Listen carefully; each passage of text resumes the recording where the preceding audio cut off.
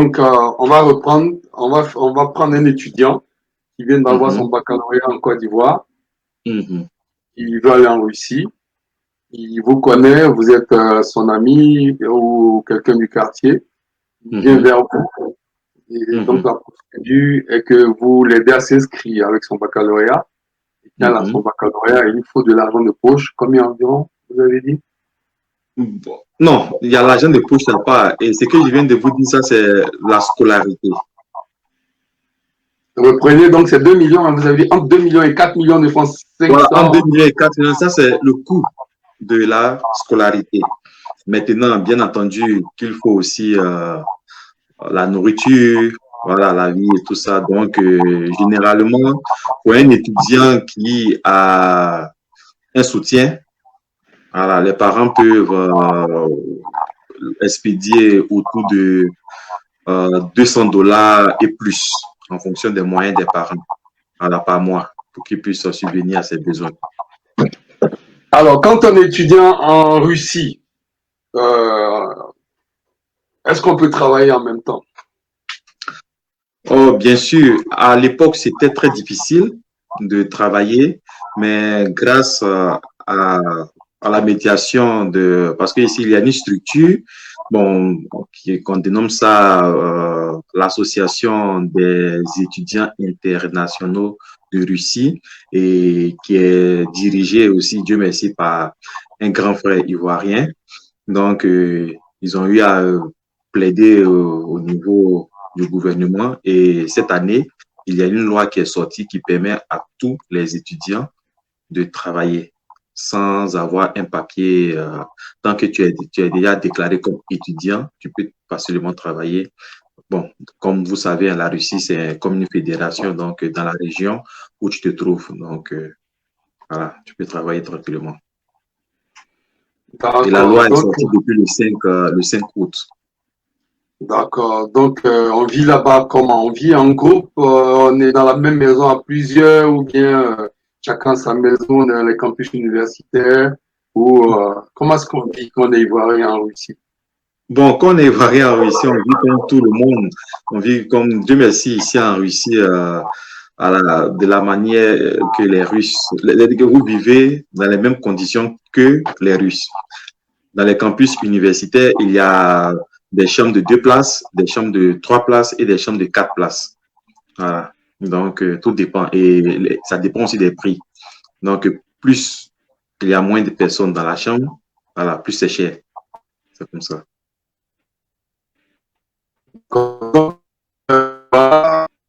Supposons que vous avez eu un visa étudiant en Russie.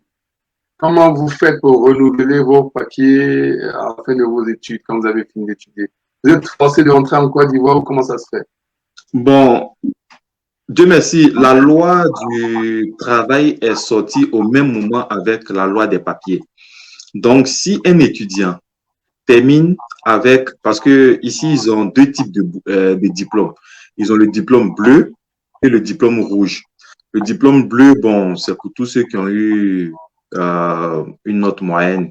Voilà. Mais le diplôme rouge, c'est ceux qui ont vraiment, voilà, qui ont bien travaillé, qui sortent avec Le tableau euh, d'honneur, on peut dire. voilà, le tableau d'honneur. Donc, donc c'est pour encourager un peu les étrangers à mieux travailler. Donc, si tu sors avec un tableau d'honneur, qu'ils appellent aussi le Krasny diplôme, donc le diplôme rouge, voilà, tu as automatiquement le séjour.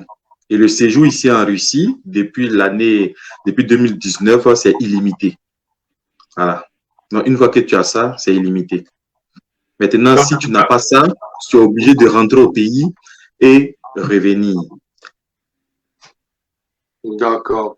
Alors, en termes de concentration des Ivoiriens, dans quelle ville on a le plus grand nombre d'Ivoiriens? Dans la ville, dans la capitale, bien sûr, dans la ville de Moscou. Voilà, ils sont, bon, au niveau des étudiants, au dernier recensement, ils étaient 150 et au niveau des travailleurs, autour de 200. Donc, dans la ville de Moscou, il y a beaucoup plus d'Ivoiriens.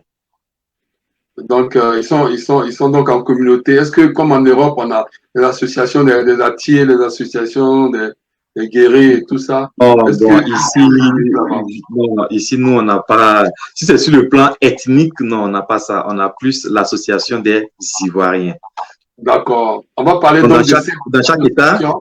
dans chaque État, Oui. dans chaque État de Oui, la justement, Fédération de je vais Russie. vous arrêter parce que c'est de ça qu'on va parler maintenant. Ah, Vous allez ok, nous ok. dire, voilà, vous allez nous dire comment l'association des Ivoiriens est organisée.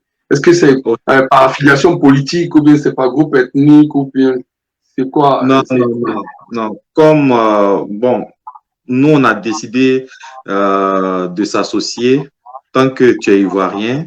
Voilà, on a créé des associations dans toutes les villes, bon, dans tous les États. Voilà. Et quand tu arrives dans un État, bon, je prends, hein, moi, je suis dans l'État de Tambov. Donc, on a une association des Ivoiriens ici. Voilà. Et tout le monde fait partie de cette association. Voilà. Et ici, on ne regarde pas tu es de quelle ethnie, tu es de quel bord politique. Tant que tu es ivoirien, tu fais partie d'une association. Donc, on a une association par État. D'accord. Et donc chaque État a son président des Ivoiriens. Et comment cette Exactement. association s'appelle? Chaque État a son président et on s'est mis ensemble pour créer la fédération qui regroupe tous ces États-là, dont je suis le président d'ailleurs. Donc vous êtes le Alassane Draman Ouattara de la Russie. Non, mais je ne vais pas prendre la place de monsieur l'ambassadeur. D'accord, Je pense très que bien. c'est le premier responsable d'ici. Alors, avant d'arriver sur le premier responsable des rapports que vous avez avec l'ambassade, tout et tout, vous allez nous Oui. expliquer un peu qu'est-ce que vous mangez? Qu'est-ce qu'un Ivoirien mange? Est-ce qu'un Ivoirien peut se permettre de manger de la loco, de la tiéké, la sauce graine, un peu comme en Europe où on fait la tiéké à Bobo Doumé à 17h. Si la tiéké est embarquée sur le port de 21h, à 6h du matin, à Paris ou à Londres, on mange la tiéké à peu près chaud. Est-ce que vous avez ce privilège-là? Bon, comme vous voyez, c'est ça qui fait qu'on envie souvent nos frères de l'Ouest, parce que à cause des relations et puis bon, de la proximité qu'il y a entre l'Ouest et puis l'Afrique, donc ils ont la possibilité d'avoir un peu, voilà, tout ce qu'on a en Afrique. Mais malheureusement, nous, on n'a pas cette possibilité-là. Donc, lorsque on a même un semblant, voilà, de quelques personnes qui peuvent nous permettre d'acheter certains produits, c'est excessivement cher. Par exemple, on a des frères qui vendent un peu la ticket ici. Bon, la petite boule d'attiqué revient déjà, bon, si je vais estimer ça en francs CFA, ça va faire dans les 2000 à 3000 francs CFA, vous voyez un peu. Donc, ici, c'est vraiment difficile. Mais bon, on essaie quand même, quand il y a quelqu'un qui voyage, voilà, on passe des commandes. Donc, on profite toujours de quelqu'un qui voyage. On peut acheter des kilos, voilà, et avoir un peu quelques produits comme ça. Sinon, c'est vraiment difficile d'avoir les produits d'Afrique ici. Donc, vous mangez un peu de sauce graine quand même. Ça peut arriver. Bon, oui, ouais, ça arrive parce qu'il y a quand même un magasin ici où on a un petit magasin d'Africains. Voilà, donc on nous fournit des produits. Donc, quand il y a un peu d'argent, on peut s'offrir un peu le luxe d'avoir ces petits produits-là. Alors, un enfant ivoirien, je vais dire, vous-même, Monsieur Guela, votre épouse et vous, je suppose que vous êtes mariés. Si vous avez un enfant en Russie, il a quelle nationalité? Bon, je ne suis pas marié, je rectifie. Je suis Donc encore voilà. célibataire. Donc on Mais peut je dire peux vous répondre puisque je connais voici un Ivoirien. Je connais bien le dossier, voilà. donc. Est-ce que vous lancez un appel à nos sœurs pour dire que je ne suis pas marié ou bien vous le dites juste par rapport à moi à l'émission? Ah non, non, non, non, non. Bon, ce n'est pas l'appel, c'est juste pour rectifier le côté marié, c'est tout. D'accord, ok, très bien. Alors, un Ivoirien qui naît là-bas, il est Ivoirien de naissance ou il est d'abord, il est russe? Non, non, non, non. Ici, d'après la loi, on fait la demande. On fait la demande. Non, il n'est pas russe automatiquement. Il doit faire la demande. Voilà. A dit, monsieur Ivoirien. Si, par exemple, si c'est deux Africains, leur enfant n'est pas automatiquement russe. Mais si c'est un Africain et une femme russe ou bien un russe, l'enfant est automatiquement russe. Mais si c'est deux Africains, De par son parent russe, donc l'affiliation du parent, ok, très bien. Maintenant, voilà. comment vous gérez les week-ends, vu qu'il fait très froid, et puis, je veux dire, est-ce que le mélange se fait entre la communauté noire et la communauté russe? Est-ce que vous êtes intégrés totalement? Il y a des pays en Europe où on ne s'intègre pas. Je peux vous donner, en France, vous Oui, pouvez oui. rentrer dans une maison et trouver un blanc qui est assis là, qui est venu saluer un Ivoirien, ou il a des amis blancs. En Angleterre, Mhm. euh, vous allez faire 10 ans en Angleterre, vous ne trouverez pas 5 blancs assis chez un Ivoirien. Je veux Mhm. dire, les blancs et nous, on se croise dans la rue. Mhm. Vos enfants peuvent avoir des amis de classe blancs, mais vous, vos Mhm. collègues blancs, vos amis blancs, c'est pas vos amis, ils viennent jamais, je dis bien jamais, et pas que de temps en temps ils viennent jamais chez vous. Est-ce que les blancs viennent chez les noirs? Bon, ici, tout dépend des rapports, des relations que vous avez. Parce que, bon, je peux aussi dire que, comme je vous l'ai dit au début, la relation entre les Blancs et les Africains dépend aussi de la région où vous vous trouvez. Il y a des régions, par exemple, où il n'y a pas vraiment euh, ce lien-là, parce que, comme on a eux-mêmes, ils le disent en russe, le pays lointain. Donc, ceux qui sont trop à l'intérieur, qui sont trop nationalistes, bon, ceux qui sont dans les régions un peu, voilà, un peu trop nationalistes, là, ce sont des régions un peu trop, mais ceux qui sont un peu dans la capitale, par exemple, dans les grandes villes, ils ont plein d'amis russes, ils sont tout le temps avec les Russes, et, voilà, les Russes les côtoient. Voilà, mais bon, n'oubliez pas aussi que souvent, c'est l'inverse qu'on constate. Parce que ici, il y a trop, les Africains aussi aiment trop être entre eux. Voilà. Sinon, vous allez voir souvent sur les statuts de C'est quoi? plusieurs C'est frères. à cause du handicap de la langue, ou bien quoi? Quand ils sont Bon, entre eux en peut-être, général. oui, souvent c'est à cause de la langue. Souvent, ouais, souvent c'est à cause de la langue. Les gens aiment se retrouver, par exemple, bon, parler le français, c'est intéressant. Mais bon, beaucoup de personnes ont des femmes, des amis, ils se rencontrent chaque semaine, ils discutent, ils s'amusent tranquillement. Quand vous partez dans les grandes villes, vous n'allez pas voir une boîte où les Africains, voilà, s'amusent, puis il y a pas de blancs. C'est quasiment impossible. Voilà. Il y a toujours des blancs, toujours. Voilà. Même si le rapport quand même entre les blancs et puis les Africains, c'est généralement un peu, bon, un peu difficile, mais il y a toujours, il y a toujours. Alors, l'autre question, évidemment, ça peut arriver. On meurt là où on vit, hein, n'est-ce pas? Bien sûr, bien sûr. Est-ce qu'il arrive que des Ivoiriens perdent malheureusement la vie en Russie? Et comment vous Ouais, vous organisez? Est-ce que vous les enterrez là-bas, vu que c'est très loin, ou alors certains corps sont rapatriés? Comment vous moi, organisez? je peux vous donner deux exemples d'un citoyen qui a été rapatrié et d'un autre qui a été enterré ici. Voilà, donc en janvier, on a perdu un compatriote, paix à son âme, alors qu'on en avait perdu un étudiant, voilà, qui est décédé et on a sollicité le gouvernement et Dieu merci, il y a eu un financement pour rapatrier, voilà, le corps au pays, donc grâce à l'aide du gouvernement. Mais il arrive que certaines personnes, bon, on ne sait pas, on ne connaît pas, et puis on apprend après que la personne est décédée, la personne a été inhumée, et puis on apprend ça après. Sinon, si, bon, depuis que nous sommes constitués en fédération, il y a eu seulement qu'un seul cas de décès. Ah, mais il y a aussi des Africains qui décèdent ici et on les enterre ici directement. D'accord, c'est vraiment triste quand même d'apprendre ça. On ne vient pas à l'aventure C'est- pour faire de la vie quand même. Je pense que c'est ce qu'il y a de pire pour les Ivoiriens de la diaspora. En tout cas, pour ceux qui nous prennent en marche aujourd'hui, nous sommes en Russie. Nous sommes avec le président de tous les Ivoiriens de la Russie, de la Fédération de la Russie, Monsieur Serge Guela, qui étudiant lui-même est en C'est pas master 2 seulement en Russie, je précise, il y a aussi l'Ukraine. à l'Ukraine. Oui, D'accord, oui. d'accord. Très bien. Alors, vous êtes en master 2.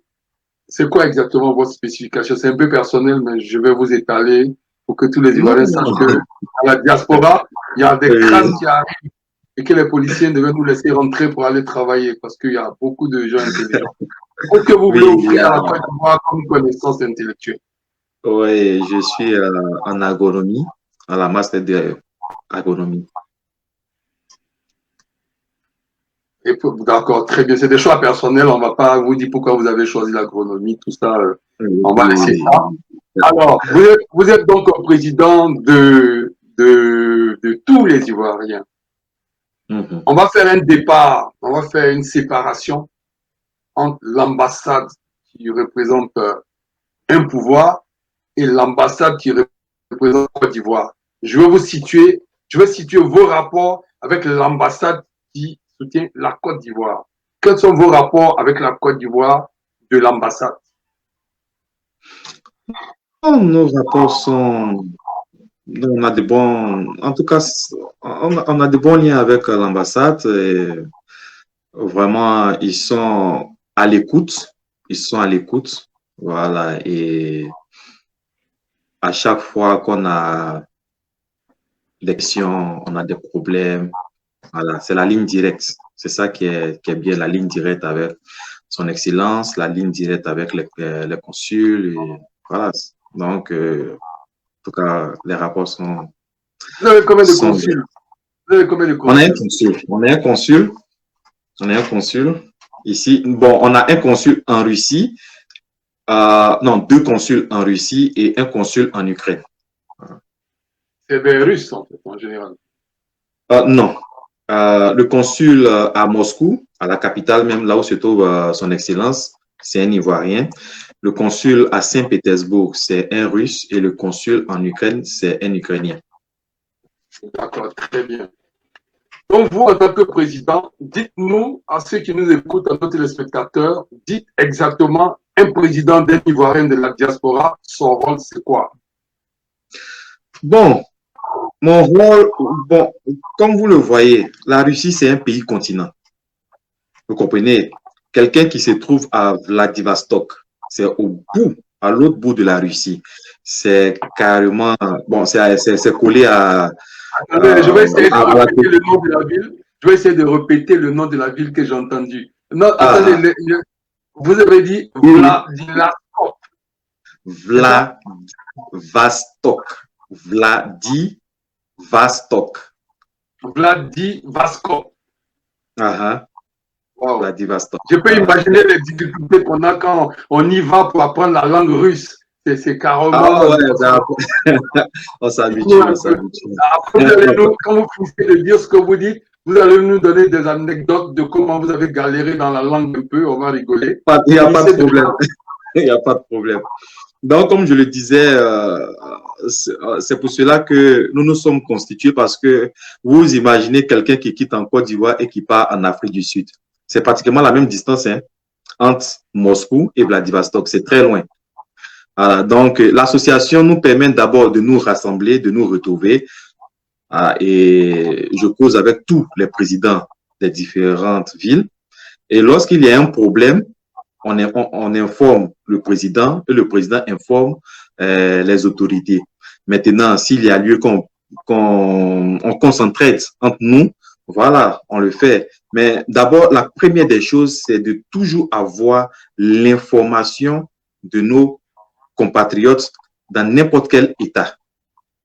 Voilà, à chaque fois, il faut savoir qui est là-bas, qui fait quoi, ils sont au nombre de combien, s'il y a quelqu'un qui est malade, s'il y a quelqu'un qui est en difficulté, de telle sorte que tous les compatriotes puissent se sentir à l'aise, quel que soit l'endroit où ils se trouvent. Voilà, on réduit cette distance-là. Et moi, bon, comme j'ai pris fonction le 1er septembre, j'ai commencé déjà une petite tournée pour visiter tous les États, pour voir un peu comment est-ce que nos concitoyens vivent dans chaque État. Voilà, donc actuellement, j'ai déjà visité deux États. D'ici la fin de l'année, je vais visiter deux autres et à partir de janvier, on va continuer jusqu'à boucler toutes les 40 villes, les 40 États qui constituent notre fédération. C'est quand même beaucoup de boulot, ça. D'où sortez-vous Ouais, l'argent pour organiser ça? on s'organise entre nous. On n'a pas de financement, donc ça devient difficile. Souvent, c'est des fonds propres. Souvent, ce sont des petites cotisations. Donc, en tout cas, sincèrement dit, c'est difficile. Ah, très, très difficile. Mais on espère que bientôt, on aura un petit financement pour pouvoir gérer toutes nos activités. D'accord, très bien. Alors, Moi, je viens de Yopougon, Sikoji. J'arrive en Russie. Je suis sorti acheter du pain. Et puis, je retrouve plus la rue de mon tuteur. Quand je suis perdu, ça arrive à tout le monde, hein. Nous tous, autant que nous sommes dans la diaspora, il nous arrive à un moment de ne plus savoir comment rentrer à la maison. Dites-nous un peu, faites-nous rire. Qu'est-ce que personnellement vous avez vécu dans ce type-là qui peut faire rire? Et dites-nous aussi d'autres qui vous ont fait rire, des anecdotes que vous avez entendues, voilà, en Russie. Ah, vraiment, il y en a tellement que je ne sais même pas par quelle anecdote commence. Bon, bon, se perdre, vraiment, c'est un peu difficile en Russie. Peut-être, je peux dire, ne pas. C'est la langue qui est difficile. Souvent, tu es là, on te parle. Moi, d'abord, je peux dire, ce qui a été bon, la première, cette histoire un peu catastrophique pour moi, c'est mon premier jour ici en Russie. Voilà. Moi, j'arrive en hiver. Voilà, je quitte au pays. Voilà, le soleil, la loco, le garba, j'arrive un peu. Et puis, voilà, je porte une petite veste là. Quand je sors de l'aéroport, mais le froid qui m'accueille, là, j'ai dit, waouh, c'était vraiment difficile. J'ai dit, non, non, non. Donc, je rentre dans l'aéroport. Combien de degrés environ? Combien de degrés environ? Non, sincèrement dit, ce jour-là, je ne me rappelle pas. Mais je me rappelle, quand je parle encore, je sens encore le froid qui m'a accueilli. Parce que je n'ai pas cherché à savoir et puis ça faisait combien de degrés. Moi, je suis sorti comme ça de l'aéroport. Voilà. Et je vois que tout le monde est bien habillé là, bon, équipé pour le froid. Et moi, j'ai juste une petite veste avec un petit soulier là. Et voilà, vraiment, c'était catastrophique. Je rentre dans l'aéroport, je porte quelques habits, j'ai doublé 2, 3 jeans. J'ai porté des tricots, mais zéro. Ça n'a absolument rien fait. J'étais vraiment gelé jusqu'à l'université. Ah. Wow. Ouais, parce qu'il fait vraiment froid, il fait vraiment froid ici. Ouais. Donc maintenant, et c'est ça, c'est le rôle du président. Quand un étudiant doit venir, on informe directement l'étudiant de s'équiper et on dit exactement quel genre d'habit qu'il faut et quelle température, voilà, on a actuellement en Russie pour ne pas que quelqu'un se retrouve, voilà, gelé à l'aéroport. D'accord, ça c'est votre expérience à vous. Donnez-nous l'expérience de vos amis aussi qui ont dit, voilà, dites-nous. Dites leur nom aussi, hein. Bon, il y a aussi la langue. Vous voyez, la langue est très, très difficile parce que d'abord, même l'alphabet, c'est carrément différent. Voilà, donc les gens arrivent, ils comprennent pas. Surtout, il y a le premier mot que tout le monde apprend ici, c'est le mot da, qui veut dire oui. Donc, je me rappelle une fois, il y avait un ami qui arrive et puis tout ce qu'il répond, c'était dada. Donc, oui, oui. Donc, on parle, il comprend pas, il est là, dada, dada, dada. Il dit, mais tu as compris? Il dit, non, j'ai pas compris. Mais il sait que c'est lui qui doit répondre. Donc, il dit da. Il dit, même si on t'a insulté, tu réponds da. Il dit, oui, je réponds da. Il dit, bon, vaut mieux que tu ne comprennes pas ce qu'on t'a dit alors. Parce que tu vas répondre oui, oui partout et toi, tu es là, tu sais pas ce qu'on te dit. Donc, il y a un peu ça. Il y a plusieurs anecdotes comme ça. Bon, on va pas tout citer ici.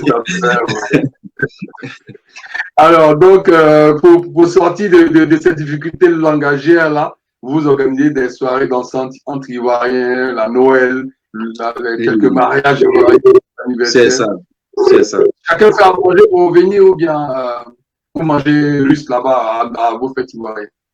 Non, non, bon, comme actuellement, par exemple, bientôt c'est la fête de Noël, donc on a prévu fêter ça entre Ivoiriens.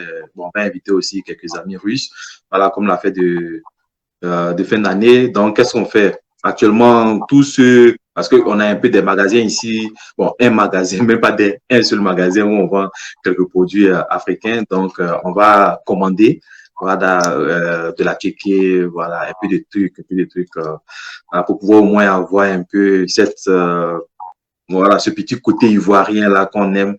Voilà, donc essayer de faire un semblant, de faire un petit foufou, un petit gaba, voilà, être anti-ivoirien, écouter la musique ivoirienne.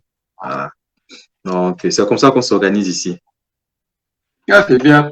Donc, il y a des Ivoiriens en Ukraine. Ça, eux aussi, j'imagine un peu qu'ils vivent autre chose que ce que vous vivez. Bon, c'est pratiquement pareil, hein. On a les mêmes difficultés. C'est pratiquement pareil. Ils sont au nombre de 300. Je pense, au dernier recensement, c'était 300 Ivoiriens en Ukraine. Bon, ils vivent en famille ou en général ils sont étudiants?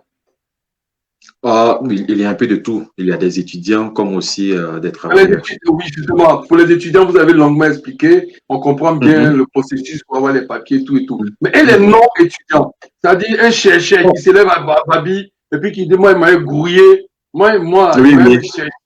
Quand il va se Oui, chercher en Ukraine, il s'attend à je quel connais document? bien le dossier.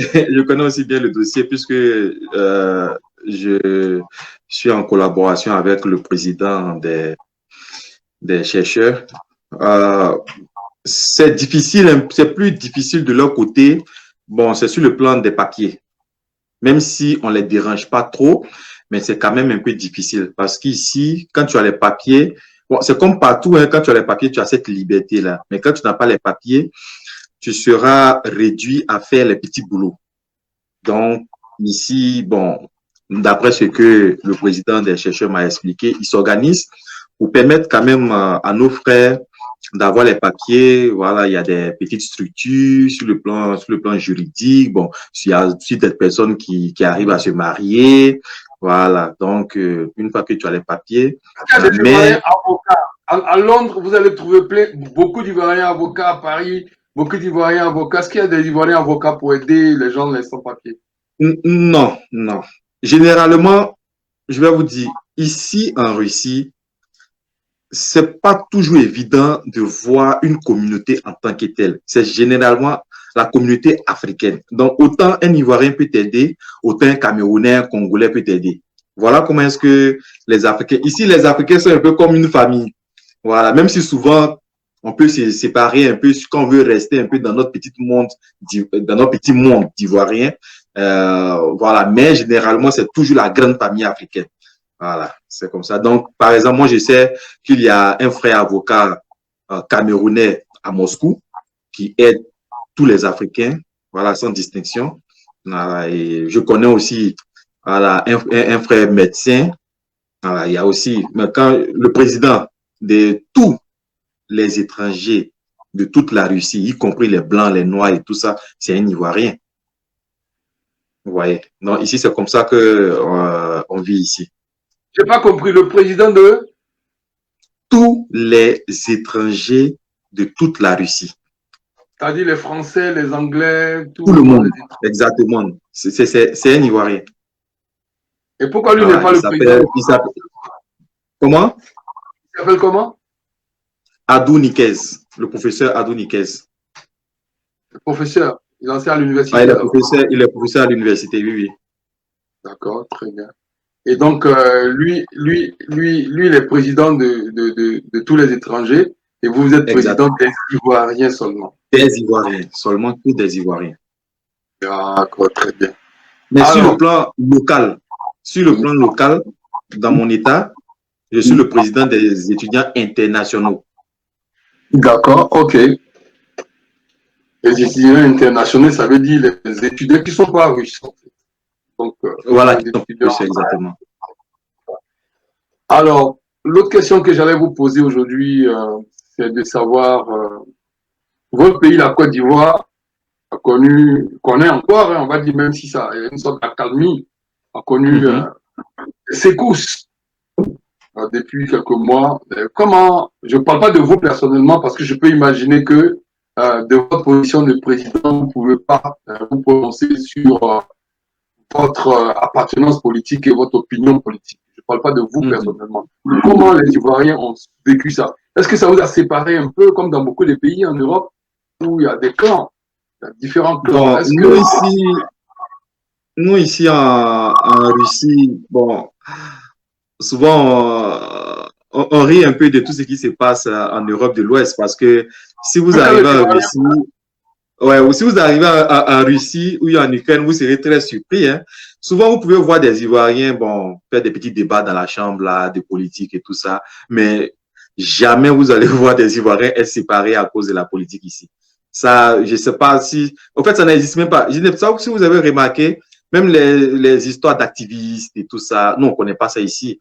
Les Ivoiriens ici sont tellement solidaires que vraiment, voilà, la politique, quand nous on voit, bon, on peut souvent un peu commenter comme ça, mais ça ne nous sépare pas. On est toujours unis. non, mais il y a Voilà. quand même, non, forcément, il y a la représentation du Front populaire ivoirien, Il y a le RDR qui Jamais entendu. certainement doit avoir. J'ai jamais entendu parler de ça. Sincèrement dit, j'ai jamais. Peut-être que ça existe, mais j'ai jamais entendu parler de ça ici. Jamais. Je sais même pas s'il y en a. Peut-être qu'il y en a, mais j'ai jamais entendu parler de ça. D'accord, très bien. Ça veut dire que vous êtes à l'abri des tiraillements des politiciens. Bravo. Si la Côte d'Ivoire pouvait copier sur votre communauté, ce serait une bonne chose. Et tant mieux. J'espère que ça va continuer comme ça. Voilà. Parce que comme D'accord. moi, je pars actuellement, la plupart des villes que j'ai eu à visiter, vraiment, en fait, quand vous croisez les Ivoiriens, c'est là que vous ressentez un peu que vous êtes dans une Côte d'Ivoire qu'on aimerait vraiment, c'est-à-dire ce visage que tout le monde recherche. Parce que c'est toujours l'union, la fraternité. Vous pouvez même partir sur notre page, vous allez voir un peu comment les Ivoiriens sont. Voilà, on est vraiment tellement soudés, solidaires. Ça fait plaisir. Moi, en tant que président, je Justement, suis très, très heureux. justement, votre association a une page. Quel est le nom de l'association et quelle est la page? C'est la Fée des yeux. Fée des yeux. Fédération des étudiants et stagiaires ivoiriens de l'Europe de l'Est. Voilà, je peux vous envoyer le lien après pour que voilà, vous nous donnez un peu de visibilité. Ça D'accord, nous fait très bien. plaisir. Oui, oui. D'accord, très bien. Donc, on n'est pas vraiment à la fin de notre entretien, mais est-ce que vous avez des amis qui vous écoutent en ce moment, que vous voulez saluer? Est-ce que vous voulez Ouais, saluer deux ouais, j'ai informé tous les présidents de ville que j'aurai voilà, l'entretien avec vous. Donc, je les salue. Voilà, pour tous ceux qui sont connectés, voilà, je salue tout le monde et je les encourage et leur dis, voilà, je répète ça toujours, hein, nous sommes venus étudier et qu'ils lancent aussi ce même message-là à tous nos compatriotes dans les différents États. Voilà, nous sommes venus étudier, qu'on bosse, on doit retourner en Côte d'Ivoire pour mettre notre expertise, voilà, pour le bien de notre pays. Donc, c'est ça la priorité. Voilà, qu'il reste toujours soudés. Comme vous l'avez dit, nous sommes loin des petits problèmes voilà, des petites politiques, des petites politiques de notre pays. Donc, que l'union qu'il y a entre les Ivoiriens de l'Europe de l'Est, que cette union-là perdure. Voilà, moi, c'est mon souhait et c'est le message que j'ai dit toujours à tous mes compatriotes, quel que soit le lieu où je me trouve. Voilà. Donc, c'est un peu ça. D'accord. Je sais que vous allez vous cacher et que vous n'allez pas me répondre. Le président Gbagbo rentre en Côte d'Ivoire. Qu'est-ce que ça vous dit personnellement? Je peux vous dire, du moment où ça participe à la cohésion, voilà, à la réconciliation, voilà, tout ce qui est comme action posée qui permet à la Côte d'Ivoire de vivre en paix. Parce que nous, on a un petit problème ici. Les étudiants qui vivent sous le couvert de leurs parents, quand ça ne va pas au pays, eux, ils souffrent ici. Vous voyez un peu. Quand les parents ne peuvent pas leur faire le Western Union de la fin du mois, mais ils souffrent. Et quand ils souffrent, qui souffre? C'est moi, on appelle. Président, ça ne va pas, actuellement, c'est chaud au pays. Donc, nous, on est pour la paix. Si cela contribue à la paix, on est pour la paix. Voilà. D'accord, très bien. Alors, Hmm. on va certainement prendre votre mot de la fin. Parlez à la Oui, oui. Côte d'Ivoire. Bon, Parlez aux leaders politiques. Et puis, d'abord, saluez j'aimerais vous dire merci. Voilà, pour l'opportunité que vous m'offrez en tant que président des Ivoiriens de l'Europe de l'Est. Le message que moi, j'aimerais donner à mon pays, c'est que aujourd'hui, à cause ou grâce, on peut dire à cause et puis grâce aussi, à Internet, le monde entier nous regarde. Et quand moi je suis arrivé en Russie, la Côte d'Ivoire, ça m'a même étonné. Tout le monde rêvait de venir en Côte d'Ivoire. Moi, j'étais étonné quand on me voyait. Et l'Ivoirien, l'Ivoirien, l'Ivoirien, l'Ivoirien. Et c'est cette force-là que moi, j'aimerais que la Côte d'Ivoire ait. Voilà, ce pays qu'on envie, ce pays de paix, ce pays de prospérité, Donc, le seul message que je peux donner à nos parents du pays, c'est de toujours militer, d'œuvrer pour qu'on puisse avoir la paix et la prospérité. Parce que sans ça, on ne peut rien. On ne pourra rien. Comme vous le savez, il n'y a pas de développement sans paix. Au fait, tout ce qui contribue à, je peux dire, à la belle vie d'un État, c'est d'abord la sérénité et la paix. Donc, que tout le monde se mette ensemble, alors qu'on se mette ensemble autour d'une même table pour qu'on garde cette paix-là. Voilà. C'est tout ce que je peux dire à ma nation. Voilà. D'accord. Avant de partir rapidement, dernière question rapidement. Qui est l'Ivoirien le plus connu en Russie? Bon, au milieu des... Dans la vie, si vous dites Côte d'Ivoire et qu'il ne connaît pas, vous dites le nom de quelqu'un, puis dites, ah ouais, tiens, le pays de... Non, si c'est une célébrité, là, il n'y a même pas de discussion. Didier Drogba. Vous comprenez un peu? Là, quand vous dites Didier Drogba, au fait, maintenant, le nom de Didier Drogba remplace même le pays, le nom du pays. Et que quand tu dis Côte d'Ivoire, on dit, bon, je ne sais pas trop. Mais quand tu dis Didier Drogba, le gars va te dire, le là, ça parce qu'il connaît maintenant. Hein. C'est parce qu'il a associé directement le nom de ton pays au nom de Didier Drogba. Donc ici, Drogba, c'est la méga star. Voilà, il ne joue plus, mais c'est comme s'il jouait toujours. Donc nous, on prend ça, le nom de Drogba pour toujours dire, on vient de la Côte d'Ivoire et on précise. Dans tout ce que je fais comme interview, je précise toujours Côte d'Ivoire, le pays de Didier Drogba, pour que les gens se retrouvent. Oui, tout à fait. Je vous remercie en tout cas, que ce soit ici, même à Chelsea, cette télévision 2NTV basée à Chelsea où Didier Drogba a joué avec Salomon Kalou.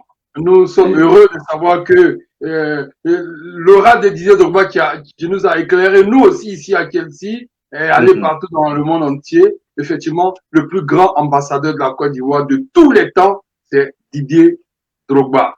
Sur ce, je voulais vous dire merci pour votre temps. Chers téléspectateurs, nous sommes allés chercher des Ivoiriens là-bas en Sibérie, au bout du monde, pour savoir comment nos petits frères, nos amis, nos cousins, nos frères vivent quand ils ne sont pas à Abidjan, qu'ils sont dans la diaspora, comment est-ce qu'ils se nourrissent, qu'est-ce qu'ils font.